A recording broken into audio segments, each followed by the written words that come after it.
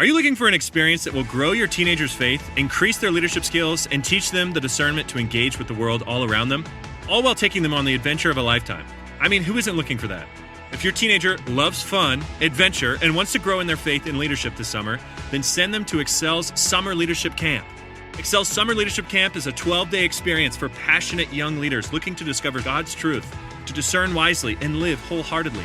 Your teenager will embark on a transformative journey in the Blue Ridge Mountains, where they'll build lasting friendships in the context of community, embark on thrilling adventures like camping, rock climbing, whitewater rafting, and they will receive expert training and certifications in categories like CPR and wilderness first aid. Each aspect of the camp is woven together to help them learn to discover truth, to discern wisely, and take godly action in the context of real-life situations. To learn more or begin an application, go to theexcelcamp.org. That's theexcelcamp.org. Hurry, because summer is just around the corner.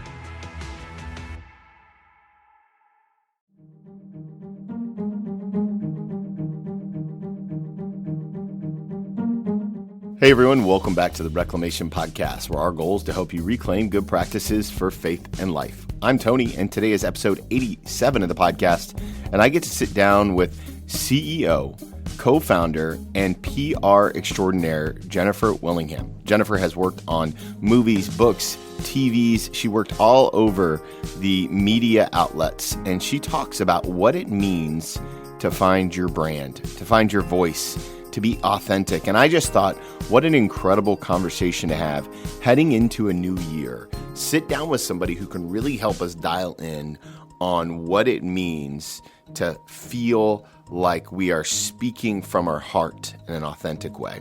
She's also put together an essential do-it-yourself publicity guide I know you're going to love. It's free, downloadable. She did it all for you. And I just think that you're going to fall in love with this incredible voice in media.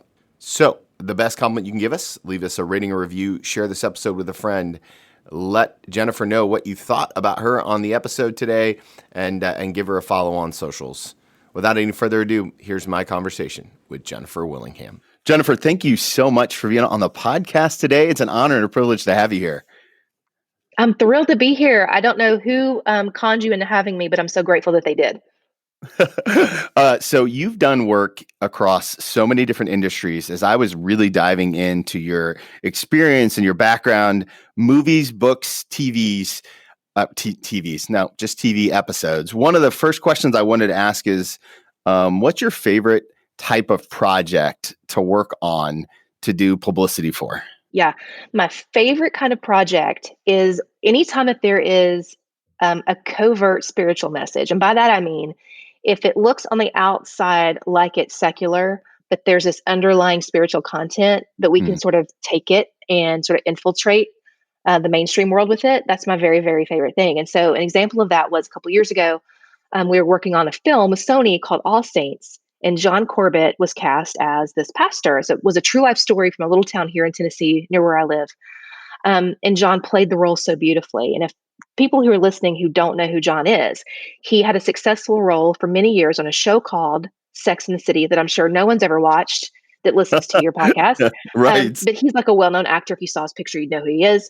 And so we just had the most success getting him in interviews where he would talk about the Lord. And it was edifying and humbling. And so to me, that's like the pinnacle of what we do, is when we can get to that market of people who weren't expecting to hear about Jesus today, but yet they did. They turned on the Today Show and they didn't know they were going to hear about him, but then they did. And so that's my very, very, very favorite thing to do. I love that.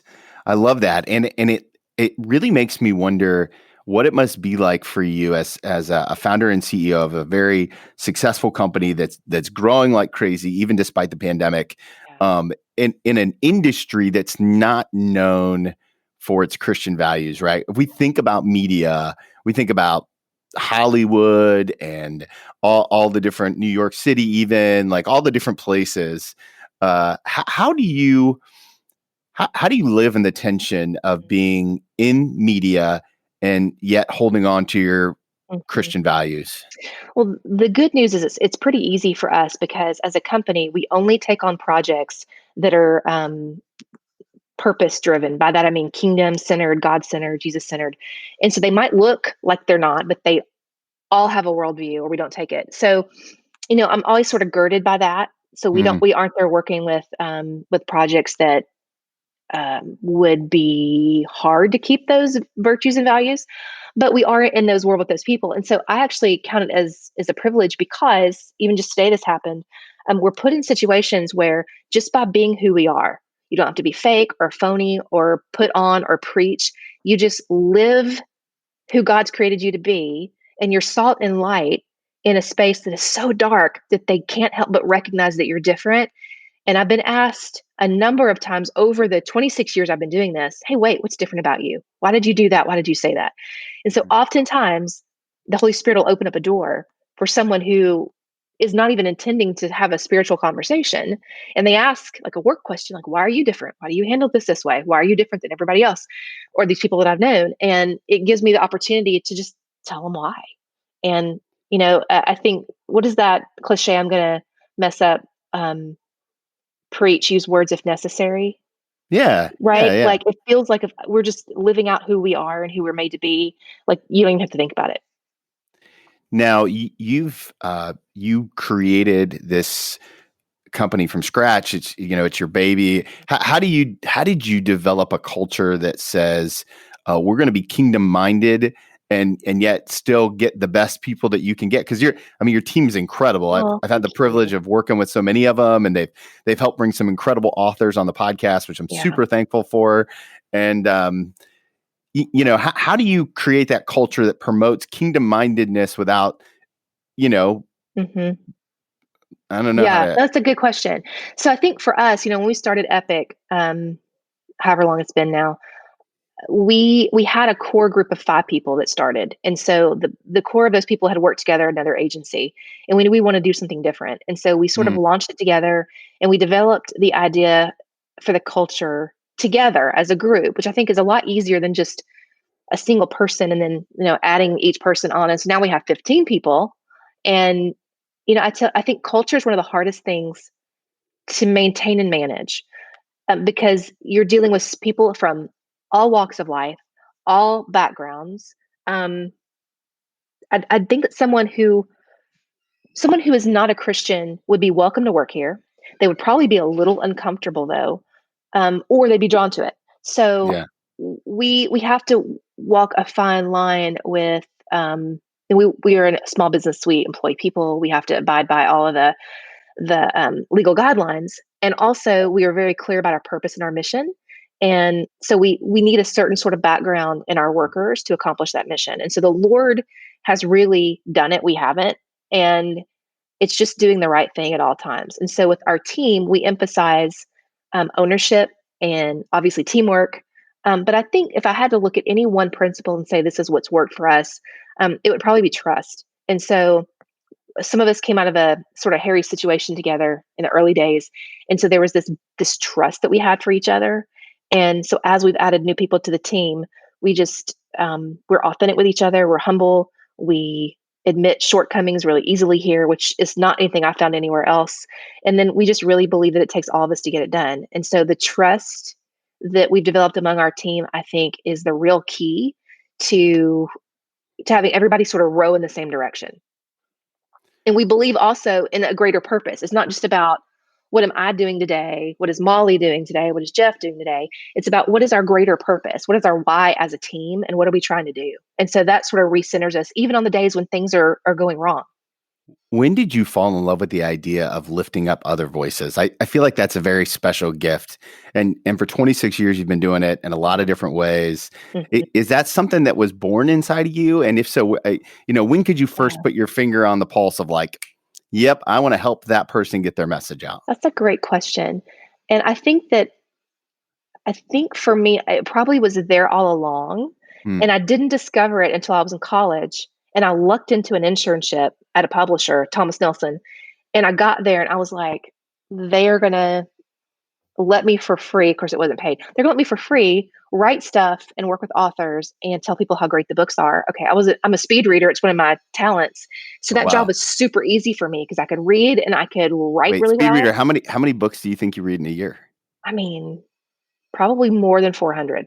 Holy smokes. Yeah. Now, keep in mind, I work on No, probably 100. sure, So sure. in addition to those, I am always reading. So I have a library here, and the problem with me is I can't always remember what I've read, Uh, especially when I speed read it. So I have to keep the books and I have to go back to where I've highlighted and made notes. And so, yeah, I think that I discovered though in college that I was like, this is a really cool vocation and a calling. And so I discovered that I was well suited for it. And then the Lord just handled it all from there. And so I've really never had to think about it. The Lord has just guided my career from day one. And it's like a marketplace ministry. So I've worked for Christian companies, I've worked for super secular companies, and I've counted it all as a personal ministry. has there been one project out of the 26 years? This is like picking your favorite child. I don't know Yeah, if there's any. Is there yeah. one project that is like, if that's the like that was your favorite? Mhm, Maybe not the most mhm, successful, because I don't even know how you mhm. quantify that in some of the areas. Yeah, But you're like, yes, yeah. that was it. I have a couple of little favorite children. One of them was a film that I would never call super cinematic, like greatness. It was called God's Not Dead. And if you've seen it, I Oh mean, yeah, the great plot's really film. interesting. And that was one of the earlier films that we worked on. And the reason why I love that film is because I think that the concept of that stirred up an awakening in people, a Mm, thirst to go see something that affirmed their values. And so that really helped me understand the film space, and particularly the faith-based consumer really, really well, even more than I had to that point. And the thing that was cool to me was when we were number one that weekend at the box office, which is really hard to do for any film, much less a Christian film with really no named actors. And that was the top grossing independent film of any kind of that year, which is hard to do. All the newscasters, when they cover, like in breaking news and entertainment, a film called God's Not Dead is on top at the box office this weekend. And what I loved about that was, these anchors who are so far away in many cases from being of the Lord or being aware of any of this subculture, even, or having to say the phrase God's not dead out loud. And so that went on for weeks. And so I just got a secret pleasure every time that they had to say the name of the movie. And then secondarily, I will say that anytime we are honored to work with the Kendrick brothers is a yeah. dream come true. I mean, they are just amazing, brothers in Christ. And I just adore them to pieces as men, as leaders, as filmmakers. And we're working on something with them right now, which is super exciting that I can't talk about. But coming fall, we're going to have a lot of fun with them again. So, we're excited. It's fun. And all projects, I look to do a couple different things with every project I work on. I look to learn something from it, whether it's, a great lesson or a unfortunate lesson. I try to learn because I don't like to stand still. And then I also try to be sure that I leave whatever it is better than I found it. So, if it's an author who's got a big track record, how can I not only promote this thing, but also move the platform ahead a little bit before I leave it? And so those are the two things I try to accomplish in addition to the deliverables on anything that we work on. Oh, I love that. I'm curious. Have you ever taken a spiritual gifts test? I have. Do you remember what your spiritual gifts are? I'm wondering. Evangelism just seems like it just pours out Well, of your core, and that, I'm wondering if and that is. yeah. So the Great Commission is really important to me. And so a Yeah. couple years ago, and I almost mentioned this project to you when you asked me that last question, but we were honored enough to work with Nick Hall and Pulse Ministry. They did this big thing at Texas Motor Speedway called Together. We had worked on a DC event Nick had done in 2016, and the goal was to have like 1 million people at the mall, National Mall in DC. I think we had 500,000, so we were halfway there, and it was like the hottest day of the summer, and the city shut us down. But when we were in Texas, I remember, I think it was a closing band. We had a great day full of bands and speakers on stage. Priscilla Shire, Robbie Zacharias, lots of big names were there. And then I think it was Hillsong that closed out. Could have been Bethel, but I think it was Hillsong that closed out. And I remember feeling at that moment like like a sea change in me. And I just realized that I was doubling down in my spirit. That I was doubling down, that I would rededicate myself to things that only serve the Great Commission. And John Irwin, another filmmaker that I worked with, was really inspirational in that regard to me early on, because he's super passionate about the Great Commission and what would it be like to achieve that in our lifetime. And so that sort of stuck. And then something happened watching that performance that night at Texas Motor Speedway, and it literally felt like I was levitating. I'm a Church of Christ girl. I'm super conservative. I don't have those kind of experiences. I don't know why I've been sharing it now, but I felt like something special had happened. And so on the plane ride home the next day, I was praying and weeping, and I'm sure people thought I was nuts, but I was literally writing down all the ways that I could increase how we could help achieve the Great Commission in our lifetime. And so it's been a renewed passion for me. I love that. And we're big fans of disciple making here at the Reclamation Podcast. So I'm interested, for somebody who's a high capacity leader who's reading over 400 books a year. How do you stay rooted in your own faith so that you have something to give out of? Like, what are your daily disciplines? What are your practices? What are your can't negotiate on this no matter what? Yeah, that's the hardest, right? And so, for me, I know I've slipped when I have the knowledge in my head, but I no longer feel it in my heart. And so I know that I've got to reconnect somewhere when I can say the words, but I no longer feel the words. Because if I were a doctor and I was curing strep throat all day long, at some point I have that memorized, right? And that just muscle memory. Oh, let's do the strep test, and you have strep, and I'm going to diagnose you and treat you, and it's all good. So sometimes I feel myself going into that sort of rote thing at work, because it's just like, I can no longer separate it anymore. And then, but when I realize that my heart's disconnected is when I have to stop and go, have I been doing in my daily disciplines? And so I have a devotional that I do every day, first 5.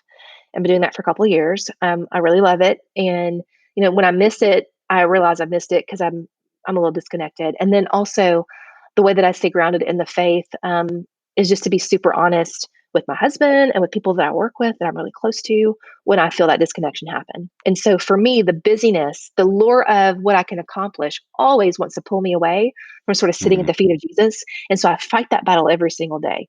Because, for me, it's way more exciting. Let's get up and let's do it versus okay, wait a minute. Let me sit here and let me soak first. Can I soak it in first? Let me get right first. So it's a battle. I'm constantly fighting it. So that, and then I think for me too, self-care is really important. Oh yeah. So, have I made time for myself? And it's not just a spiritual discipline, it's physical as well. But I try to pay attention to those things way more now in my 40s than I ever had to do before. Yeah. Something we say around here a lot is that if you're not dedicated to your disciplines, you'll be destroyed by your distractions. Oh, that's a good one. I'm going to steal that. That's so good. Please do. And it sounds like you've got your disciplines kind of, at least where the guardrails are, right? So that you don't go off the road. Because I don't know about you, but I'll bump back and forth on those guardrails pretty frequently. And I give myself grace to do that, though, because the other thing that I have going on, I have 3 kids, and I've got a husband who's a fireman, so he's here 2 days and gone for a whole 24 hours. And so, I'm juggling a lot. And so he's like a fire captain, isn't he? Yes, he is. He's a fire captain in Nashville, which that's not like, I'm not, I love my little town here in Centerville, but Nashville scales a little bit differently. So that's gotta be full of fear and all the, no fear. No. Okay, good. So he was a Marine before he was a fire captain. And praise God. He served in the Gulf War. So I figure that the Lord does have a purpose for his life. And so he loves him more than I do. And so obviously I pray for safety, and I never have a moment's worry. That is awesome. I love that. Thank goodness, right? Well, it just shows that God really knew what he was doing when he brought you guys together. Oh, totally. I mean, my husband's fearless and is a anxiety junkie. Adrenaline junkie. So he will definitely push the limits. In fact, we're having him, a bunch of the guys over this weekend for Christmas. And I'm sure they'll tell me stories I've never heard before that I wish I could just never hear, because he never tells me the risks that he, runs into, and I'd prefer not to know. And so for him, he has disciplines too in his life. And so it's important that he take care of his body. Sure. So when either one of us feel like maybe we are being a little bit fuzzy in the disciplines and the guidelines, we're there to help keep each other accountable. Now, two parents that are leaders, how do you guys dial in the kids family wise? Do you guys have any practices that you guys do as a family in order to stay rooted in both your faith and in your Mhm. connectedness? Because I would imagine with two parents that are leading pretty big movements, albeit separate, but like it could be really easy to get caught up in the Yeah. mission that God's put you guys on. Yeah, it can be. And I think as a family too, we have a big age range here. We have a 17-year-old girl, a 15-year-old girl, and a 4-year-old girl that was just this late in life unexpected blessing who is so much joy. And so we have to, I sort of try to do it separately with each girl. And so that Okay. sort of does fall to me as the mom. I sort of become the leader of the pack here. And so we make a practice we have daily check-ins, just random stuff too. How was your day? It doesn't necessarily have to be a deep spiritual conversation every night. But then we also do like the spiritual check-ins, like, what are you learning? What are you reading? And so we try to be sure that, and also because our church they've reopened for COVID, but there are a lot of families, including us, that have not yet gone back in person. Mm-hmm. And I hope to do that really soon. It has been more challenging now without that, to be intentional about how do we talk about faith and be sure people are growing. And so that is one of the chores or the privileges, I should say, on my to-do list for 2021 is to come up with more of a home-based curriculum that is faith-centered, that we can talk. So give me some a grid to go by to have intentional conversations. I'm facing one who's going to be leaving the nest in fall 2022 for college. And so what are the experiences and what are the talks we for sure need to have before, she's launched into the world? And then for the two that are here, how can I be sure that we're all growing together and growing individually in our relationship with Jesus? And that is literally the hardest job that I have. Yeah. Yeah. Because kids are so confusing and they're all the time. They're just a lot. I have a 8-year-old princess and then I have two boys. And so we're not quite the experts in raising strong women like I would imagine that you guys are. Do you have any tips for me as we hit those tween years? Just love them. That's the Just only love 'em. tip. Everything else, I'm sure there's great expertise out there, but the thing that I found that works most, which I want to do the least sometimes, Right. is just love them.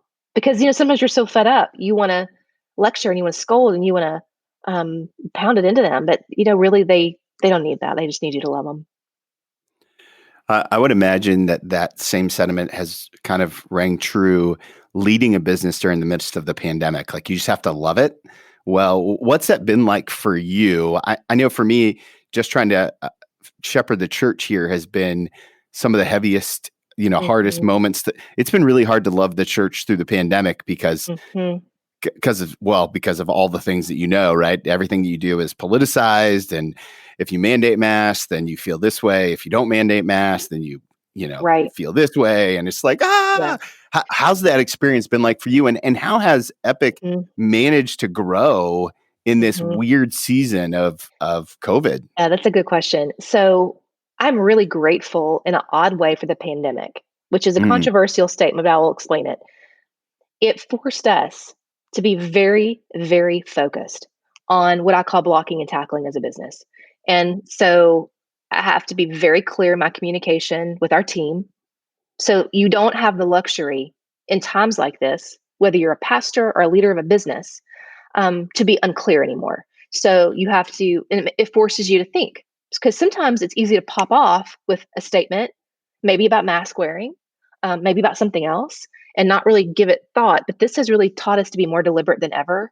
And as a result of that, I think our team is thriving. Everybody's very clear and centered on where we are and where we're going. What are our deliverables? So the pandemic forced us as a business to focus on the essential tasks that we think make our business run. And as a result, and because of the Lord's blessing, we have been successful. So I don't think any of this would be possible without the Lord's favor, for sure. amen. Um, and I don't know how people can run a business, honestly, without the Holy Spirit's guide. Um, right. So I'm so grateful that it's not based on my knowledge, my intellect, or my strength, because we would fail. And it's great knowing that my business partner, Jeff, feels the same way, and that our entire team is like minded, because we know at the end of the day, we do work like everything depends on us, but we know that any success that any of us have is not because of us, it's because the Lord's granted it.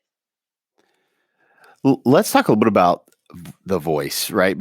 Because when the pandemic really kicked off, I did what so many other people did, and we started putting out more and more content.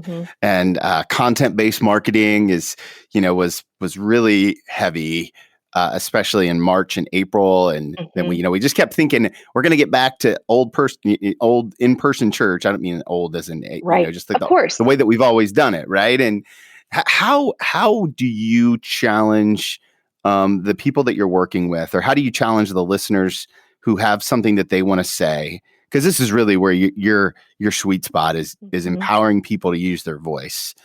How do we just delineate or distinguish our voices in a very crowded world that we're living in? I think you're on mute. Workday starting to sound the same? I think you're on mute. Find something that sounds better for your career on LinkedIn. With LinkedIn Job Collections, you can browse curated collections by relevant industries and benefits, like flex PTO or hybrid workplaces, so you can find the right job for you. Get started at linkedin.com/jobs. Finding where you fit. LinkedIn knows how. I think the mistake most people make is trying to be something to everyone. And by that, I mean, maybe your topic that you've been called to speak about is a niche topic. Maybe it's not supposed to be on Good Morning America. Maybe it's not supposed to be on 700 Club. Maybe it's something very specific that only this subset of people need to hear it or should hear it. And I think there's an ego in a lot of us, me included, that thinks, oh, well, everybody needs to know this. Well, I have found that most times when someone says this book or this film or this thing is for everybody, what that means is it is for no one, because no one will ever know about it or see it. And so being honest about your audience is the first step. And then second, doing everything in your power to reach that audience. And so this is a great example of that. I was reminded recently that there are a lot of things you can do when you have zero budget. And so a lot of the clients we work with are big clients. They have big budgets, but my heart is really with the entrepreneurs or the pastors or the business leaders that don't have any budget to speak of. Yeah. They're like, well, then I have no dog in this hunt. I'm left behind. Everybody can do something else.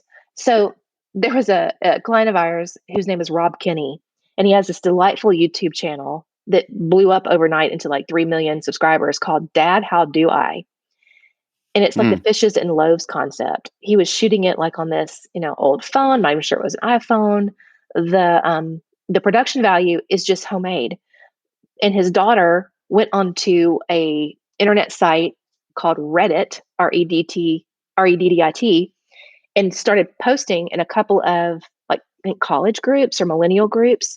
And those people fell in love with her dad because he was teaching them how to tie a tie, how to make a dinner. And his dad left the family when he was 12. And so he realized there might be other people who didn't also have a father figure to teach them how to change a tire or how to change their oil. And so he did this channel, and these people found it. And it was like the most brilliant, spontaneous guerrilla marketing I've ever seen. And that humbled me, Tony. In that moment, I was like, I forgot for a second that you can actually get somewhere. And you don't have to spend thousands or millions of dollars. You can just tell the people who really are the group, the tribe, tell the tribe about the thing, and they will be attracted to it. And so it was a real good lesson about niche, the value of niches. And that client of ours has gone on to a huge publishing deal, and his book is launching in April. So we're super thrilled for him, and that more people will become to know his interesting brand of advice and counsel. And of course, he's a believer out of Washington State. So we're thrilled for his success. That's awesome. And it actually parallels really well with you kind of have this new resource guide out, the essential do-it-yourself publicity guide. What prompted you to put out this free resource, and what's the role of social media in publicity? Yeah. So I was prompted to put that guide out because the Benham brothers asked me to speak at their expert ownership live conference, like their virtual online thing. And what was funny to me is I was so honored because some of the people I had worked with over the years, including John Maxwell, were also speakers at this event. And I was like, this is so strange and surreal that my little picture is just weird, right? And Right. but it was humbling because I truly believe that if I could talk to everybody in the world and tell them, I don't care who you are or what fishes and loaves you have, you can make a difference in your business or church or enterprise today through these simple steps. And most people think of publicity or earned media as, oh, it's only for famous people. No, it's not. It's for you. And there's a few simple tips that I give in that guide that anybody can do. It doesn't take a rocket scientist to do it. So I was really motivated to give sort of a guide, if you will, for people who want to understand that more, because I believe it is the best marketing tool in the world, bar none. And then secondarily, social media, to your other part of the question, is really important as well. And so I think that what I'm seeing now, as being in this industry for a long time, I'm seeing this gradual just blurring together of all of these disciplines. And so one thing sort of blurs into another. So I think, let's say that your town has a TV station that has a local noon show like we do here called Talk of the Town. If you book yourself on that and talk about, whatever volunteer thing you're doing at your church, you will get a ton of people that have never darkened your door before to come. And so Right. everything, and I teach how to sort of pitch it as a solution. Everything should be solution based because people really only care about what's in it for them these days. So learning to speak that language is really important. And so when you harness something like that and you get some earned media, you get some publicity, you then immediately take that hit, that clip, that whatever it is, and put it on your social media channel to amplify the reach. And so if you do those things in tandem with each other, then all of a sudden, guess what? You are now a marketer. So you might be a pastor, but you're also a Right. marketer. You might be a homemaker who knits scarves, but now congratulations, you're a marketer. So anybody can do it. And if people could just believe in themselves, like, it fires me up. I just want to hug everybody and tell them they're smart enough and they're worth it, that they can do it. I love that. How do you, and we talked a little bit about this before we press record, how do we deal with that Christian, I'm going to use maybe guilt or that Christian like hesitation, or even just, I feel it here, obviously with this podcast is, it's really hard to not feel like I'm just constantly talking about myself on social media. And I have no desire to be that celebrity pastor, but I believe that if people grow closer to Jesus, it'll change their life. Right. And I'm caught in that tension. It feels all the time. Yeah. And I think a couple of things that I advise because I have a lot of clients who deal with this, a lot of pastor clients, in fact, who deal with this, and even some mega pastors who still struggle because it feels like, oh my goodness, are people going to get the ick factor?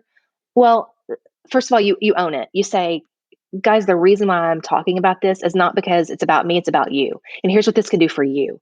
And so the more that you personalize it for your audience and show them the solution that you have for them, you're serving them. And so once you make the leap in your brain of owning it and then serving, not selling, everything changes. So I said to you earlier, how much do you have to hate people to not really go after them and tell them what you have for them, right?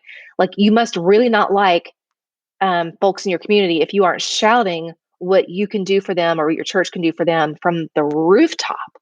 And if more people could embrace that and be bold, maybe we could have already changed the world, even as Christians. So if I haven't personally witnessed to my neighbors, what's holding me back? I mean, how much do I have to hate my neighbors to not tell them what Jesus has already done for them on the cross? Right? So, obviously you have to use wisdom. You have to, Sure. lean into your discernment, and you can't, you probably can't walk around town with a sandwich board. People would think you're maybe a little strange, and you might lose some folks. But, within some guidelines of wisdom, I think that you should be fearless in telling people about how you can change their lives. And really the author of that is Jesus, who gave you the gifts. Yeah, I love it. What's a practical example of serving, not selling look like? And that may be on the spot, right? But like, No, that's good. I'm kind of curious about somebody's listening here, and maybe God's put a message on their heart about, a small group ministry, or they own their own business even, or, and they're trying to be to use their platform, however big or small it is, what does serving and not selling look like? Yeah. So I've got this really, really, really smart client who is super well known in the world of finance. And I trained him. He allowed me to train him a while back, some media training. And so he was really good at it. But he was still thinking, he wrote a book. He was still thinking he was supposed to sell a book. So in my book. I was like, no, we're not going to say that. What we're going to do instead is talk about what you have to offer as a solution. And then at the very end, you're going to say, if you need a solution for, I'm giving that information away in my book, or the information is contained in my book, whatever the truth is. And that was like a light bulb moment for him. And so authors don't want to say 1,000 times in an interview, well, I detail in my book how you can lose weight, or you can, do whatever the thing is.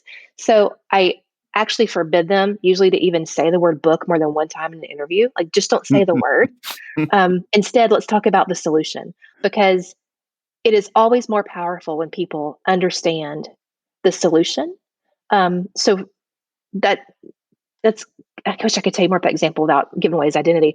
But seeing him now give interviews, he serves because he's not so busy focused on my book available at Amazon can teach you He now is like, hey, I'm in my book, I'm giving you the solution to understanding how to lead a life of legacy. So, and if he says the name once, people are going to be hanging like, okay, what is that solution? What is that called? People are going to be dying to know what it is versus bored out of their mind that here's another author, another talking head trying to sell a book. So also, I think people can tell when you mean it. So when you are sincere and you want that transformation for them, you want them to come to Christ, or you want them to have a better marriage, or you want them to do, whatever the thing is that you can help them with, they feel it when they know that you mean it. And I think that comes across. And the cool thing about especially TV is, Tony, that studies have shown that people who are watching at home, like 55% remember body language, right? Oh, wow. Only. So there's a statistic that I'm losing here about how many of the words are retained, but typically most people remember how that person on TV made them feel. Did that person seem calm? Did they seem collected? Did they seem like they had it together? And that informs way more of their judgment about you than the actual words that you said. So if people can feel that you mean it for them and you want them to win, they will be attracted to you and how you're serving them. And so authenticity is something that cannot be faked. It cannot be manufactured. You either have it or you do not have it. And there's nobody like me that can give it to you. So you have to really work on it and hone it over time until you believe it, and then you can give it away. Jennifer, do you have to say no to clients who don't have that authenticity? Do you be like, yeah, I just don't think I can? I mean, do you have to, like, that was my first thought is like, well, what do you do in your role when somebody comes and says, hey, I want to pay you a lot of money to represent my brand, but I have a really hard time being authentic? We haven't run into too many situations like that. And so I believe that nobody's beyond redemption in a lot of situations. But also, if there have been a few occasions where someone, for whatever reason, would not have been a great spokesperson, and maybe not the authenticity factor, maybe there was something else. And so we will never book someone for earned media or pitch them if we don't believe they're going to be an effective spokesperson. But the good news is, as an agency, we call ourselves a results agency. We offer way more than just earned media. And so we can often pivot and use their email list or use social media or do something else that can serve their intended audience without actually relying on them as a person. And so that's typically the route where we would pivot and go in that other direction. It's a good question. One of the things we talk about a lot in the disciple making process here at Restoration is we talk about looking for somebody who's fat, faithful, available, teachable. And I think that in your world that's probably the same thing. You want someone who's like, you're giving tools. It's still up to the person who wants to use their brand to a certain extent to do that part, be faithful, available, teachable. We're always looking for fat people around here. That is so funny. I'm gonna have to use that too. So we do have clients every now and then who don't want to be teachable. Right. And so we usually self-select out of that relationship and are very honoring, obviously, when Sure. we do that because we want the best for them. And I don't think it's best for them to pay us money and not take our advice. So if we're not able to serve them, I try to help them to find someone who can. Yeah, I love that. I love that. And it's important, right? It's important to be honest in the relationship. Like, Mm-hmm. hey, it's not you, it's me. This is just Mm-hmm. not going to work based off of Mm-hmm. what I need. And I think that's important for all of us to, some of us are probably hanging on to some relationships we need to self-select out of. Totally. We all do it. But I think that the other thing that we're known for here is being truth tellers. And Yeah. so, I have clients who specifically come to me because they know that I will tell them the unvarnished truth. And I'll say it with Mm, love and as tenderly as I can. But that's specifically what they're looking for. Because sometimes, they might be pastors and they might have a big staff and they may not feel like maybe people are telling them the unvarnished truth. And so it's easier for me sometimes to be in that role because I don't serve at the pleasure of the pastor in those situations. So it's easier for right. me to be truthful. That's a great point. You got to have people in your circle who are willing to, who love you enough to tell you the truth and don't need you for anything else. That's right. That's right. Because the reality is, Epic's going to be fine either way, right? And it's probably going to hurt you more if you don't tell the truth in the long run. Mm-hmm. It Uh, totally does. And then it frees you up because you've known you've done everything yep. you were accountable to do. You've told the truth in love. And honestly, sometimes it's an opinion and you lead with that. Like, this is not scientific fact. This is my opinion of the situation. Your mileage may vary. Go and choose. And so as long as, we know that at the end of the day, um, we have honored what the Lord has called us to do in that situation, then everybody sleeps really well here. Now, one of the things about the truth is, with the social media world that we live in, there's a lot of truth that's oftentimes thrown around that Yes, is there actually is. that could be opinion at times, Mhm, right? Like, mhm. so one of the things that I was dying to ask you is, how do you counsel people on the trolls in their life? That because there's always going to be trolls, people who want to share their opinion, because you're a content creator. When you put your content out there, it's a vulnerable Mhm. moment, when you're preaching or teaching or writing something and you put it out there, and then all of a sudden, Bob from Wapakoneta, decided he was going to unleash his "why you're a heretic" theology on you, Yeah, or whatever the case right. is. How do you tell your clients, and how have you? Because Yeah. you're kind of you're a leader in the community, right? How have you dealt with trolls? So first of all, with clients, we have sort of two reactions to that. We either get angry clients Mm, who are like, "Oh my goodness, I can't believe so and so said that. I'm going to block them. I want you to call them. I want you to reach out to them." And secondly, we get the tearful thing as, "Oh my goodness, they've hurt my feelings so much. I can't believe they said that on my platform." So I remind them that whatever the person said is way more about that person who said it than it is mhm, about necessarily them, that they have provoked a response. And then I'll also ask them, is it true? Is there anything that is truthful in what they've said? So with scriptural issues, which we can interpret sometimes differently than our brother or sister, it's often really a useful activity to just think about that for a second and just re-examine your position and why you have the position that you have. And every now and then, someone brings up a really good sort of thing you forgot about or something you don't want to mhm, think about. Um, and so I think that it's taking from the comment anything that's good or useful and leaving anything that is not there on the playing field. And you just go on about your business. Because if the Lord has called you to serve or to speak or to teach or to write, you need to do that to the best of your ability. And you know what? Some days you might miss the mark. Maybe you posted something that is maybe not super reflective of what you meant to say. So then you then have the ability to make the decision to alter the content, take it down, whatever. I don't ever advise in sort of getting into a he said, she said on social. So if there's someone who brings up something about your content that offends them, I think it's totally okay to reach out in order to have a greater understanding of whatever their opinion is if you'd like to. And then if you already know that they're off base and it's not going to yield much for you, then I think it's fine just to keep on scrolling. I wish more people had the self restraint to just keep on scrolling. Instead, we want to just attack our neighbor. I had a guy I don't even know who came to my Facebook page a couple months ago who wanted to argue with me and drop a couple of F-bombs on my personal Facebook page.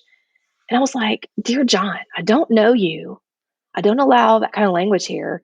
And first of all, truthfully, I can argue with people I already know and have a relationship with. So I'm not going to argue with a stranger on the internet.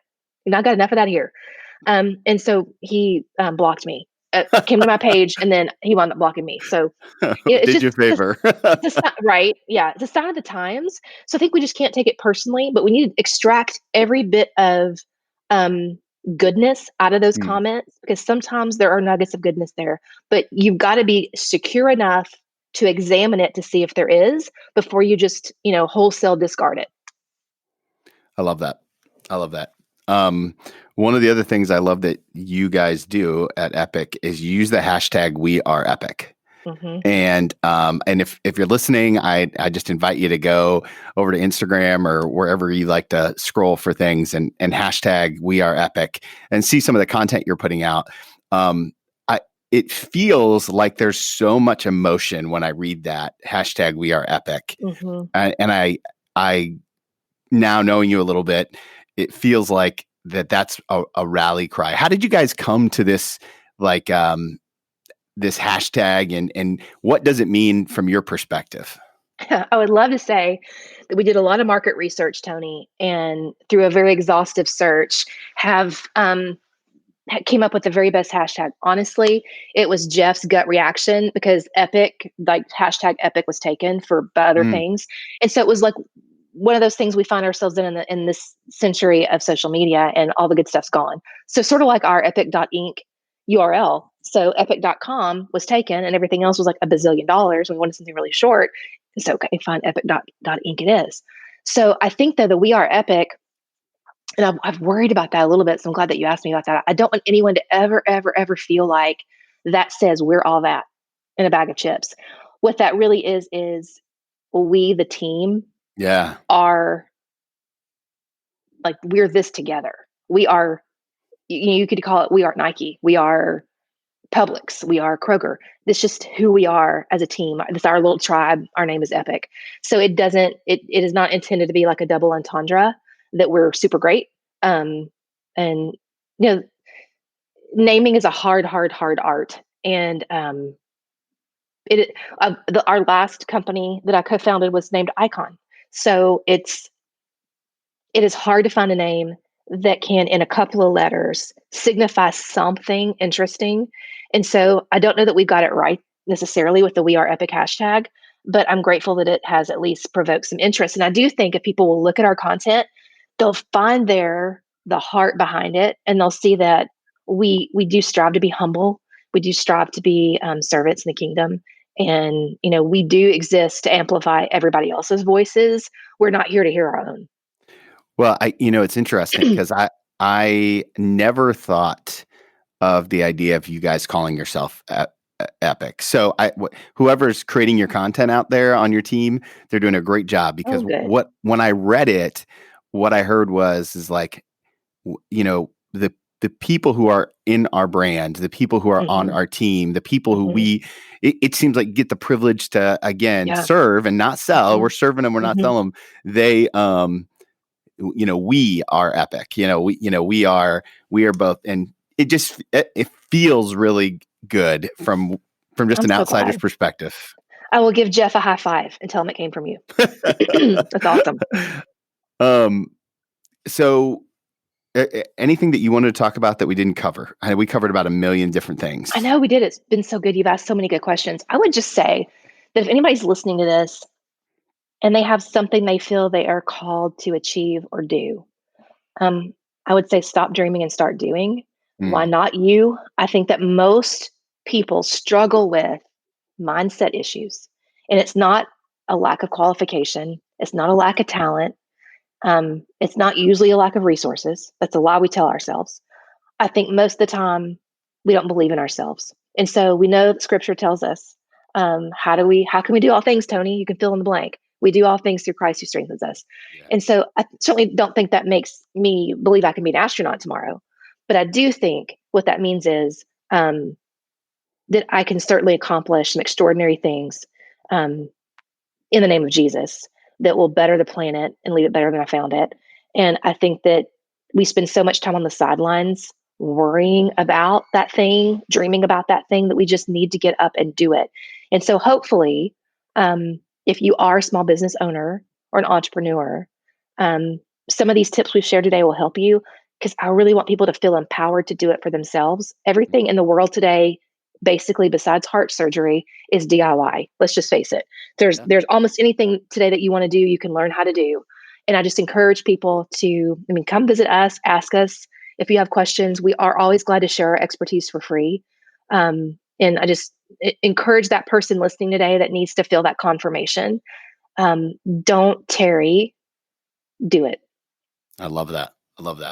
If our friends want to follow you on the interwebs, where is the best place to learn more about you and about Epic? Yeah. It's great. Our website's epic.inc. They can find me at Jen Willingham on Instagram and Jennifer Willingham on Facebook. And then, we are Epic on Instagram as well. So we'd love to connect and hear from them. But thank you, Tony. You're such a great interviewer, man. I love how your podcast is blowing up, man. You're fantastic. Well, thank you. Now I do have one final question to ask you. It's the last question I always love to ask people. It's an advice question to yourself. Mm-hmm. So I want you to go back and talk to the intern who's getting ready to start at Thomas Nelson. First day, you're looking yourself in the mirror. If you could go back and talk to that younger version of yourself, what's the one piece of advice that you give yourself? Hands down, it's don't overthink it. Hands down. Don't overthink it. So many of us, probably, especially women, even really accomplished women, overthink everything. So it's like analysis paralysis. Yeah. And so I would just reinforce to her that I value making mistakes way more than I thought I would have back in those days. Don't be terrified of making a mistake. Failure is not final, which I think I'm stealing that from my friend John Maxwell. But I do think that don't overthink it is something everybody should tell themselves at least once a day. That's beautiful and a wonderful place to end. Jennifer, thank you so much for your time today and for being so generous. We're going to link to the Essential Do-It-Yourself Publicity Guide. So make sure you pick up your copy. I've already downloaded mine. It's really helpful. And I just appreciate all that you're giving into the community. Oh, thanks, Tony. Pleasure to be here. Blessings. Isn't Jennifer just incredible? I think she's such an important voice. And I love the way that she is a company owned by a Christian and versus overtly being a Christian company. I think that's so important for so many of us to live into our faith wherever God had us planted. And I know Jennifer is doing that at Epic. Also, follow Epic on social media. They have a great hashtag, #WeAreEpic or hashtag Totally Epic. Some really fun things happening there in their company. And a lot of the interviews that I get from for the Reclamation podcast come from the Epic agency. So really great authors there. You can already tell just by the way Jennifer has created this culture in her business. Again, thank you so much for being a part of our community. Leave that rating or review. It really does help people find us. Share the episode wherever you can. It means the world to me. We read every single one of them. Thank you so much, and I look forward to connecting with you guys real soon.